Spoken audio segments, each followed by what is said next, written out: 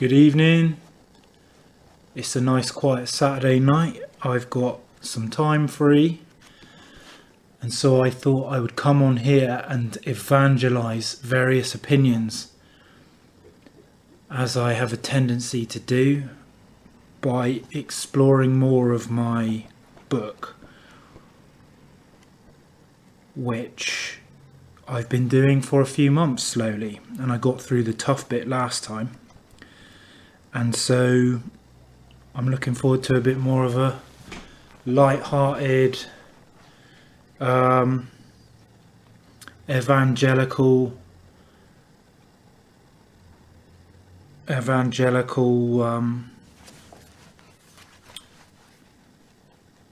bit of propaganda. And so I thought this time it would be cool to have a look at chapter Terra Culta. No, I didn't. I thought it'd be cool to have a look at Justifications. So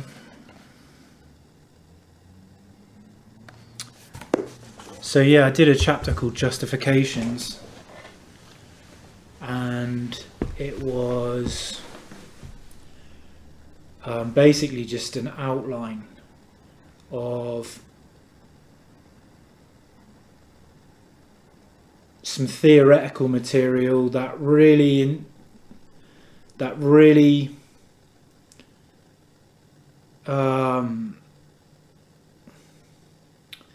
acted as a kind of like theoretical structure, like a framework, like a wireframe mesh that I could sculpt my sculpture around, if you know what I mean. It was like the kind of iron rebar of what I wanted to get across in the book, and I delivered that, or attempted to deliver it in a proper theoretical essay, not sprinkled through or not alluded to. I actually just wanted to come out and transparently say, this is the scaffolding underneath why I'm talking about this stuff. Some of that scaffolding is like maybe tenuous or like maybe illegitimate, such as just the first few lines in it, where I'm just coming out with like, I think the world is pretty shallow and empty and a bit of a joke, and that's part of the inspiration for it. And then other times I was referencing particular scholars who have like quite a lot of respect and quite a lot of deep and like mysterious ideas. So that might have appeared quite obvious to anyone who looked at it, and so there might be a few things in there though that I do need to be a bit more direct in clearing up.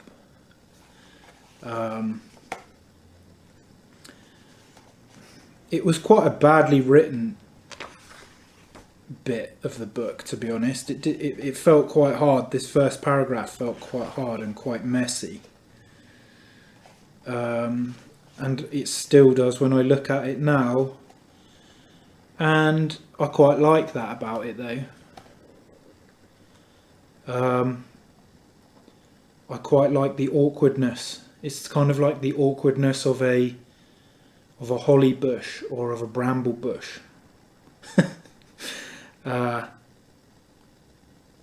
It's kind of, it's prickly, and that's the kind of test to anyone who wanted to read it in a little way, you know. If you give everything to people on like a silver platter, on the one hand, you know, it means that they'll be able to get through it, and that's important in today's day and age, in the attention economy of today's day and age, is have everything spelled out plainly so that you can, you know, streamline how much information you take in. But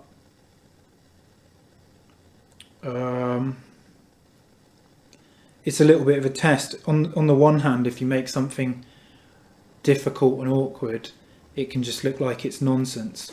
But because I wrote it, I know that it wasn't nonsense, and that it was actually just awkward in a way which inspires meditation, if you know what I mean. Inspires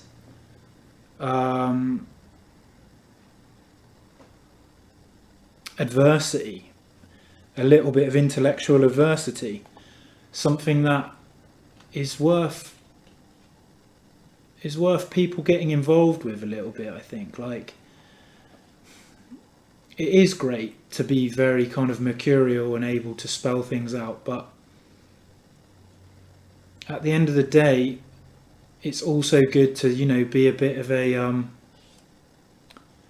Sisyphus, you know, be able to just plough on with something. And so that's part of the trick of this chapter, I think, is forcing a bit of a Sisyphus effort to understand, maybe. And I think I even said that here, is where I said, one thing to note is where I seem to be vainly self-indulgent with jargon or dazzling with obscurantism, I am. My intention has been to limit this where possible, and is not about embellishment, but it's my natural tendency to do it a little bit. And yeah, for one thing, you know, like Matey said, everything is vanity, but on the other hand, that obscurantism was intentional at the time.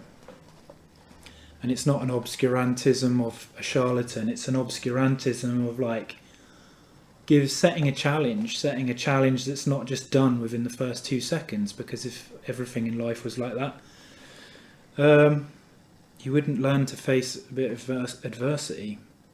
And that's something that is stitched in to the pages of my book for anyone who wants to read it. Had another little chapter this was the one I was saying about, where I had a bit of a whinge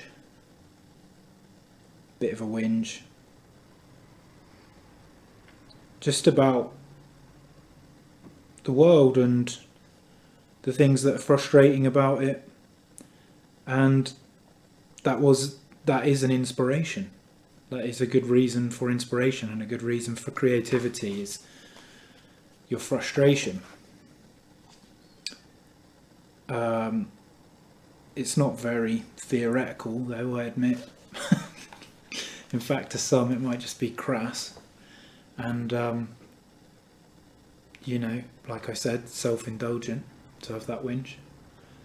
But that whinge for me is an important part of life.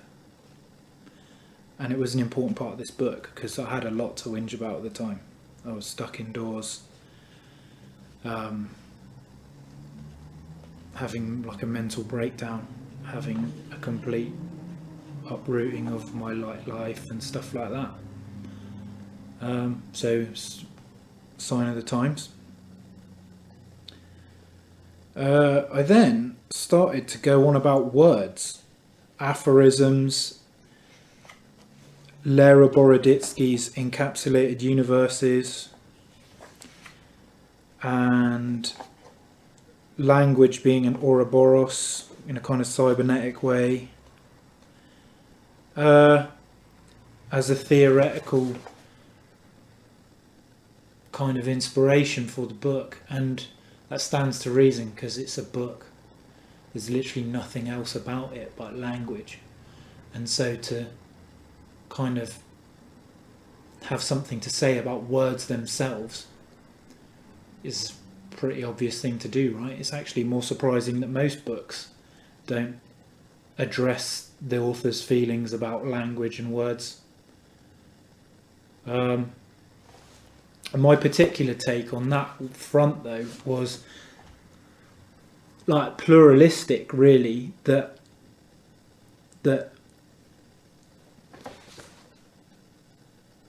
in writing a book though I may not be like an authority or any kind of like groundbreaking genius,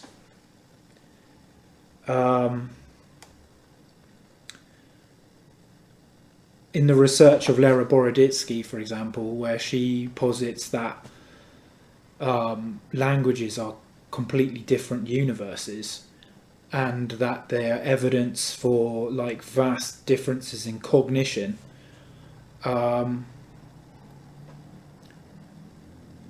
it's important that those things are preserved, right? Like, just because they're not maybe the best and like the most authoritative or the most powerful, or they resonate the most deeply,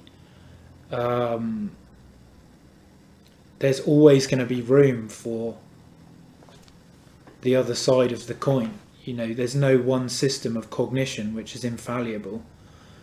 And so people working on their own sort of, they're working within their own universe, their own style of cognition, as long as it's all done to the best of its ability, it's going to be interesting and valuable on some level. That seemed like quite a misunderstood idea in a world where people can't get over their differences, and people are so sure that there's a way to do something, and that anyone who disagrees with that way should only be met with contempt, or should be silenced, or should be, you know, argued with or debated, and that we should be achieving, you know, always better versions of the truth and things like that. There's a place for that, but it's the overwhelming majority of the world which is like that. And I didn't want to participate in that with my book. I didn't want to try and, you know, get even higher up the mountain than everyone else and tell everyone what it's like from up there and things like that. I wanted to do a little side quest.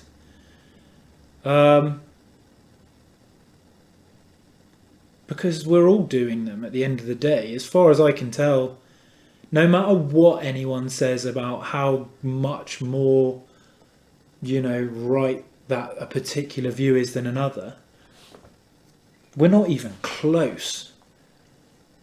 We're not even close to having any kind of like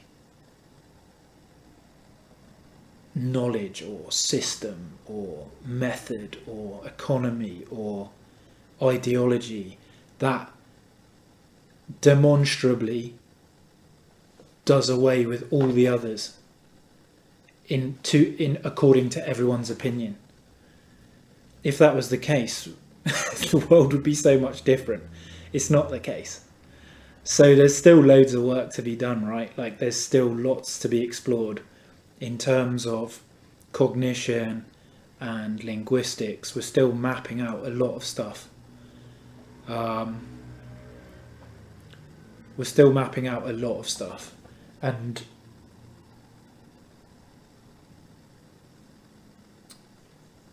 most people don't even know how much stuff hasn't been mapped.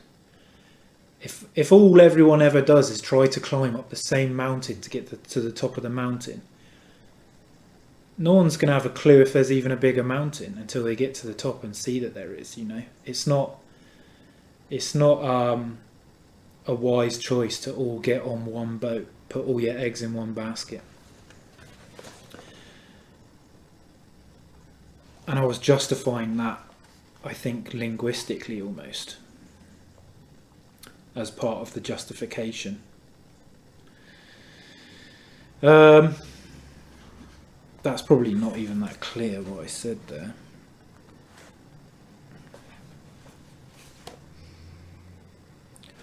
With the thing with aphorisms as well, I think I'm trying to wage war on the attention economy again by saying that you won't find any of those in this book. Because, like I said, setting challenges is more my game. Setting hard tasks that don't necessarily lead to an end in themselves, other than the ability to deal with hard tasks.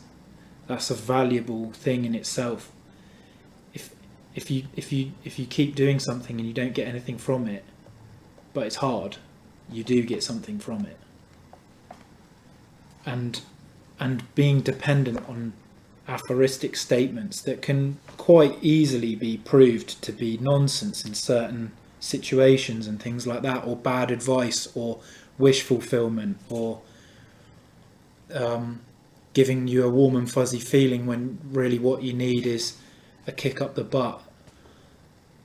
That's a habit and a crutch that you won't find in this book, and that's why I was addressing it, And I was also addressing it though to show quite how much language influences you. If you become addicted to aphorisms, it just goes to show that like what you say matters, and that words matter and languages matter on a way that you don't give it, I think a lot of people don't give it credit for. Which says a lot about books and why books are important, or potentially can do good. They can potentially do a lot.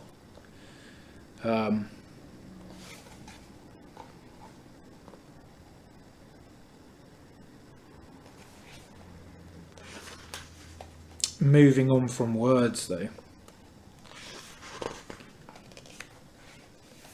I moved straight on from words to confessing my love and kind of sympathy for what I call the medieval imagination. That's a cool topic really that I've thought about a lot since I wrote this book, because after I wrote it I realised I'm not the only one, and it's actually a huge trend to be in love with medieval things. So because in this I thought that would come across as quite odd, I didn't say loads about it, but now that I realise it's not that odd, I might say a bit more about it, and what led me to talk about that and identify with that was I've done a lot of the normal medieval tourism to a certain extent. I've been in love with cathedrals and walled cities and European architecture from the medieval times and history and all the weird and wonderful things for a long time. On top of that, I've had some great kind of almost, I would say, pretty magical experiences that I think are probably quite common, of feeling the proximity to history at things like a bonfire night in the winter in England, or when you hear the cathedral bells ring and you're in Bath City, or you get, or a New Year's Eve in the woods or something, and you can be kind of like, correct me if I'm wrong, if no one else has ever thought about this, but I quite often have felt like the modern world doesn't exist and it's very Viking-y here, or it's very medieval here, and that I can kind of experience it like quite vividly, quite lucidly, the medievalness of modern life when it happens. However, that's still not what I'm saying is the fully undiluted version. It's actually just one experience that I can think of off the top of my head where something really weird happened that did make me feel like I literally recaptured like a medieval part of my soul or something. And that was when I was in Spain one day and I was coming home from a bar, and I don't know what happened. It wasn't good anyway. It didn't end well. But I tried hitchhiking home from a nightclub at about 6 a.m, and I don't know if I'd been spiked or what. I was just really drunk, and some people picked me up and they were taking me to a party, they said. But then I think they just kicked me out in the middle of nowhere, and it was really stressful because I didn't have a clue where I was. And I progressively started to get more and more and more drunk as the sun was coming up, and I was on my own walking through like landscape that I didn't know where I was, didn't recognise. And at a certain point,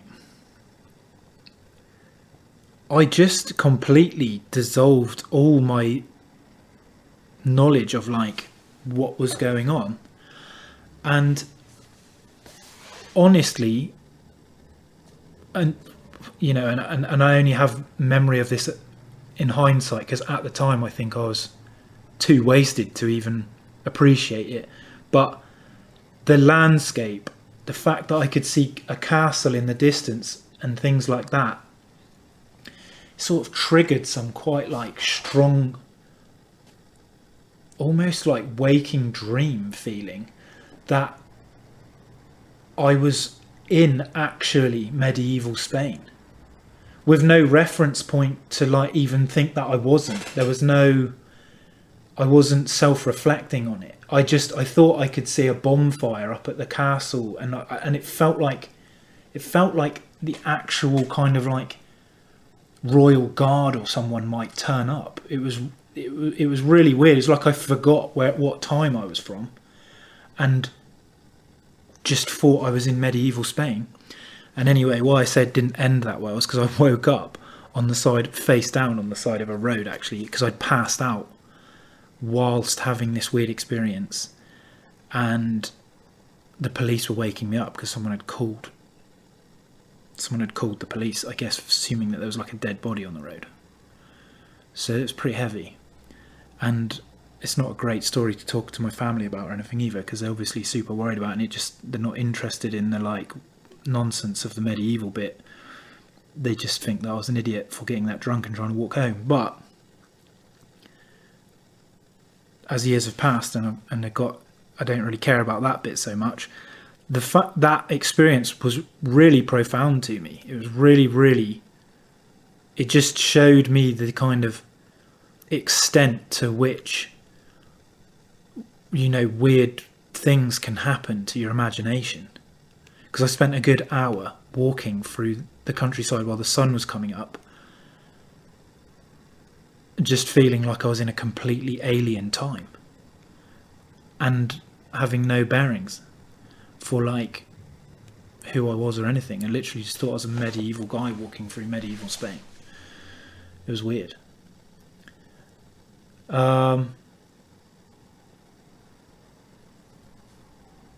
So it's a little bit more to it than just I'm into like the Bayeux Tapestry and like Wells Cathedral, you know. I actually had a really kind of profound experience at 18 years old where I literally thought I completely forgot what time I was from, and it stayed with me, as those things kind of do, you know. I'm trying to fly through this because sometimes these take really long, so I hope you don't mind. And that medieval thing is what influenced a lot of my love of alchemy and things like that. I think the alchemical imagery makes a lot more sense to me in hindsight. Not in hindsight, it makes a lot more sense to me with that experience having happened to me before. It's like having a kind of new perspective with which alchemical imagery seems actually very familiar rather than very alien. One of the reasons people love it is because it's quite weird, but to me it seems less weird now. It seems actually something I can actually quite clearly understand. I'm like, maybe not all the symbology, but the kind of the aesthetic and some of the feeling in it. Those things are they resonate with me quite simply in a way that they wouldn't have before I had that experience. That's why I made quite a bold statement of I rediscovered the medieval imagination, which that sounds egotistical as hell and grandiose. But there's nothing in this book which wasn't honest, though, even if it was grandiose. I just genuinely feel like that happened to me. Yeah. And so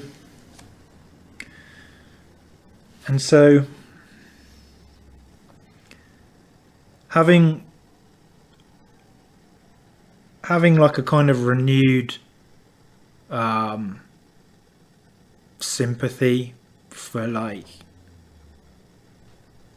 very medieval things, that was a big motivation for writing a book in that style, a little bit more in that style, and being comfortable doing it authentically rather than doing it like gimmicky. Then this is where a few more intellectual things start coming into it. Like I started talking about Jean Gebser.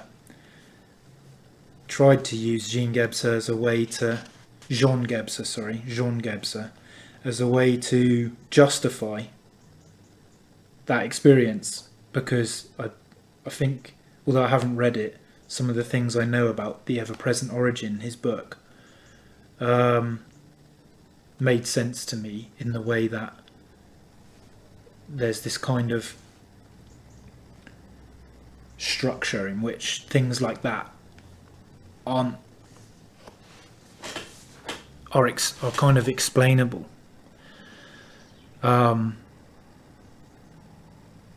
For him, things aren't lost to time. Ways of being aren't lost to time. You know, there's no reason why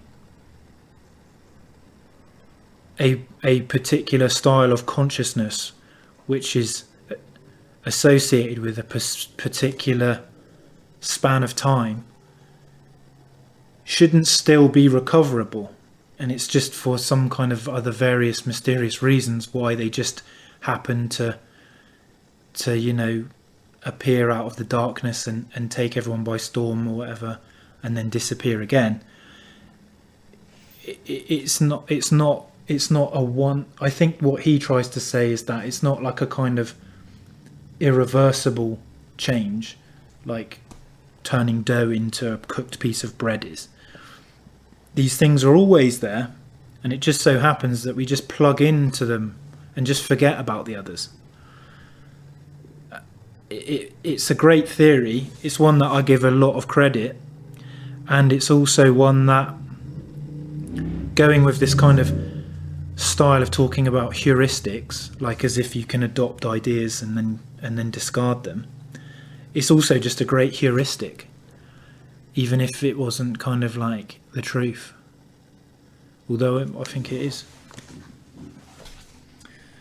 So Jean Gebser, and then I start to mention Aaron Cheek on the topic of alchemy,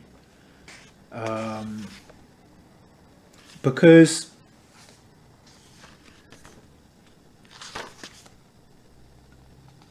alchemy is my favourite subject,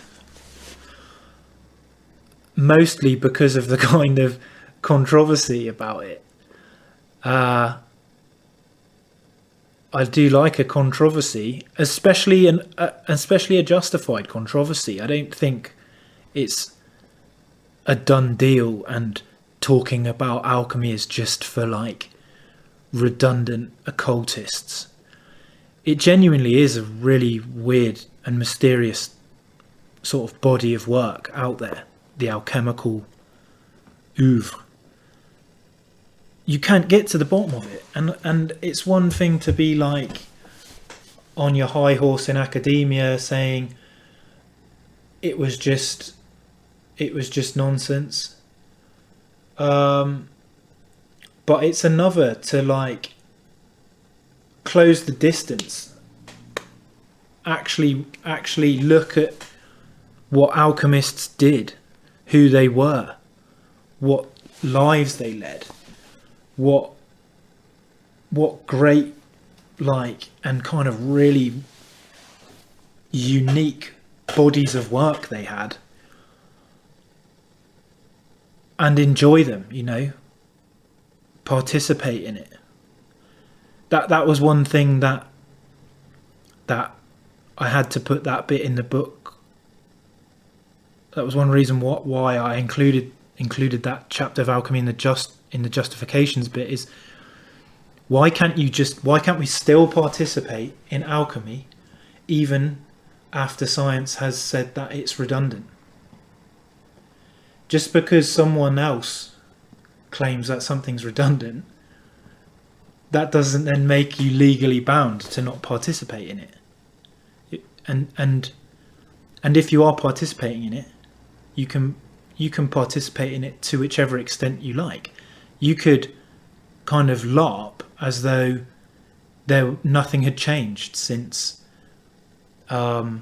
Paracelsus had written, you know, his books and been walking around Europe drunk, and just act exactly as, you know, like a kind of time capsule of alchemy. Or you can participate in alchemy as a revolutionary, which there have been many of through time. There's always changes to things. The tradition of alchemy is a tradition of people saying the person before them didn't know anything. And why not continue to do that? Why not continue to do that? And you can do that to the extent that you completely redefine it almost. You can completely redefine it and still participate in it. And I think a lot of academic-y type conservatives would be inclined to argue, no, you can't. That's postmodern as hell. Because alchemy has a set definition of things which define it as alchemy. And I would argue that they know nothing. They don't know what they're talking about. It's convenient for them to be able to relegate it to the past so that they can make a career off knowing more than everyone else about it, and having this kind of authority to define it in ways that they see fit. But it would be a grievous ignorance. It would be an absolutely grievous ignorance to do that. And there are grievously ignorant academics on the topic. I saw a guy the other day arguing that spiritual alchemy was invented by, like, the theosophists. And I guess by that he meant, like, as in, like, Blavatsky. And even if he meant, like, the pre-Blavatsky theosophists of, like,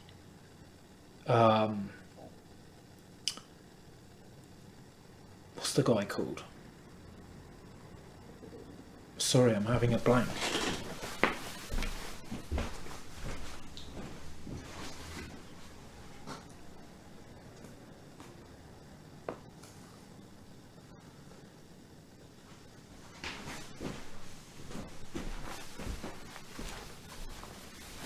Yeah, even if he meant like Jakob Burma, that's still rubbish. That would still be crazy. You know? I was translating a Samuel Norton work the other day from 16... To be honest, it's probably written in the 1500s. It's probably like 1590 something. And there's a statement in that which is explicitly spiritual and philosophical about alchemy being a kind of fundamentally magical process, a fundamentally like spiritual magical philosophy, totalizing philosophy. I might put the quote in the comments or something, but it was to the effect of, the thing is, when you're doing this metallurgy,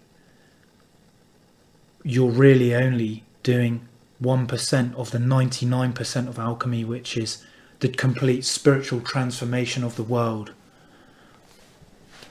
And for academics to be like ignorant of something like that, they don't even know that that's part of English alchemy. It was just like, and that's only like the 1% that exists in writing.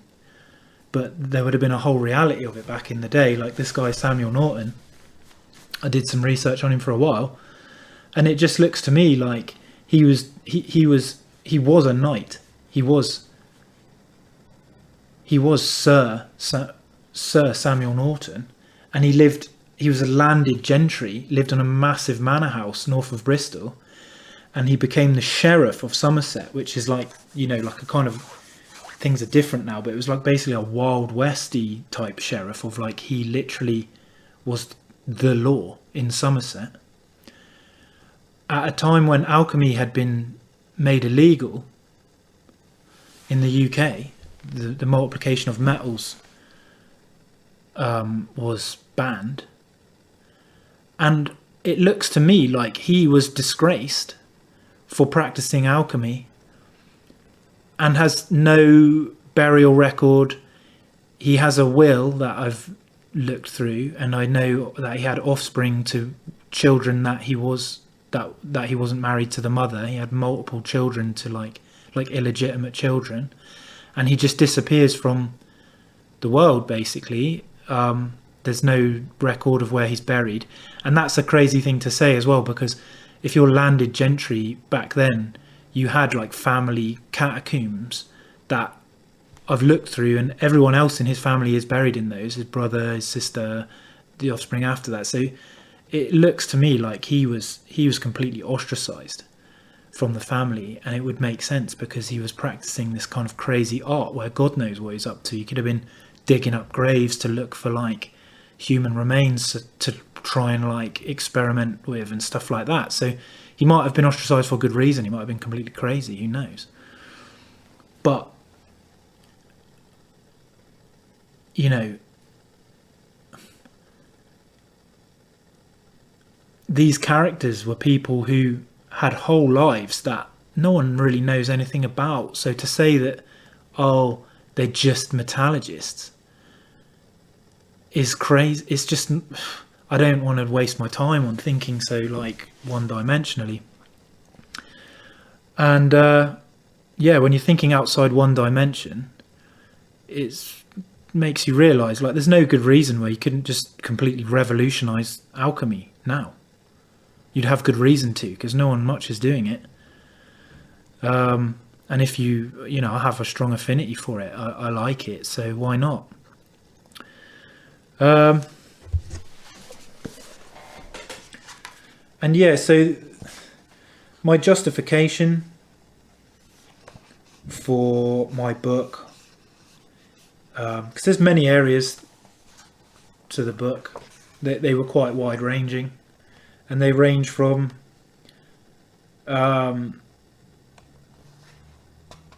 my specific opinions on the nature of language all the way up to personal experiences which I've struggled to make sense of because they were very weird and have not left me and continue to inspire creativity in me and things like that. It's a nice chapter. Like I say, it's badly written. It's way too short. I didn't do half as much work as I should have if I was going to do it properly.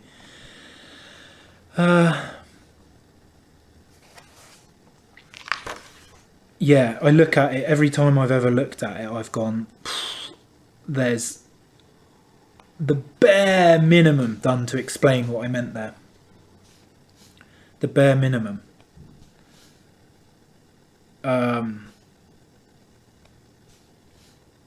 But at the end of the day, because the book was just for me, a time capsule, and not some sort of like authoritative I win at life because I know everything type project. It just was like, what's the point? You just need a sprinkling. Just needs a sprinkling of justification. And that will conclude my words on that chapter for a bit. Thanks very much if you did listen.